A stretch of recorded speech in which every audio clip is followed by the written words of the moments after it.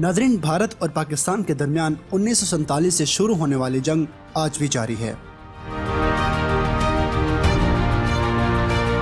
इन दोनों ममालिक के दरमियान आज तक 3 बड़ी जंगें लड़ी जा चुकी हैं।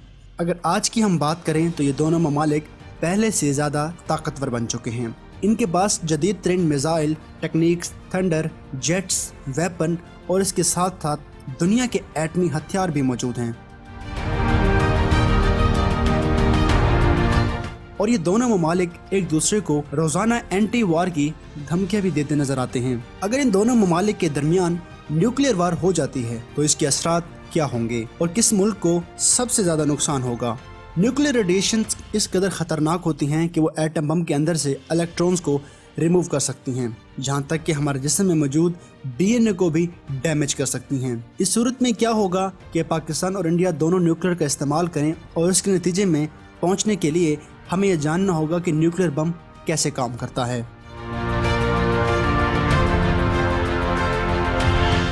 एक न्यूक्लियर बम में 2 किस्म के आइसोटॉप्स होते हैं जिन्हें यूरेनियम और प्लैटिनम के नाम से जाना जाता है। इस बम के आइसोटॉप्स में हल्का सा धमाका होते ही उसमें चेन रिएक्शन शुरू हो जाता है और ये ज़मीन पर गिरते हैं। उनसे निकलने वाली एनर्जी ज़मीन से टकराने के बाद ऑटोमेटिक इंक्रीज हो जाती है। इनकी सबसे बड़ी मिसाल 1945 में अमेरिका का जापान पर बम था, जिसमें 1.5 लाख लोग हलाक हुए थे। अमेरिका ने लिटिल बॉय नामी एक बम जापान पर गिराया था और आज के बम से 1000 गुना कमजोर था। वो सिर्फ 15 टन का था। लिटिल बम नामी उस एटम बम ने जापान को तबाह कर दिया। और अब आप सोचेंगे कि आज के दौर में और आज की टेक्नोलॉजी में दुनिया जिस कदर एडवांस हो चुकी है, अगर पाकिस्तान और इंडिया की बात की जाए तो ये ममालिक भी किसी से पीछे नहीं। इनके पास दुनिया के खतरनाक यूरेनियम मौजूद हैं, न्यूक्लियर बम मौजूद हैं, जिनकी तादाद 130 से भी तजावुज कर चुकी है। मौजूदा सूरत हाल को मद्देनजर रखते हुए अगर दोनों ममालिक के दरमियान एटमी जंग होती है तो पाकिस्तान की तरफ से इंडिया पर या इंडिया की तरफ से पाकिस्तान पर अपनी मंजिल तक पहुंचने के लिए 4 से 5 मिनट लेगा। अगर ऐसा होता है तो एक बदले की आग में 1 से ज़्यादा बम लाजमी इस्तेमाल करेगा और बम का बटन दबाने का सिलसिला आखिरी बम पर ही जा रुकेगा।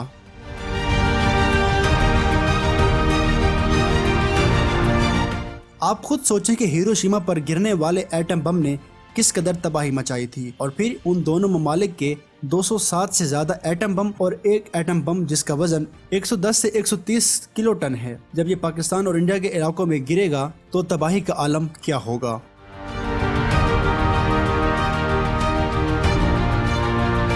एक जनरल रिपोर्ट के मुताबिक एक एटम बम अपने गिरने वाली जगह से 130 स्क्वायर किलोमीटर तक अपना असर छोड़ेगा और चंद ही मिनटों में 65 से 70% इंसानी आबादी को राख का ढेर बना देगा। ये न्यूक्लियर बम जहां भी गिरेगा वहां से एक आग का तूफान पैदा होगा और उस तूफान का आगाज गिरने वाली जगह से 2 किलोमीटर बाद शुरू होगा। इस आग से पैदा होने वाला दर्जा हरारत 1000 डिग्री से भी ज्यादा होगा और ये सारी तबाही एक बम से पैदा होगी।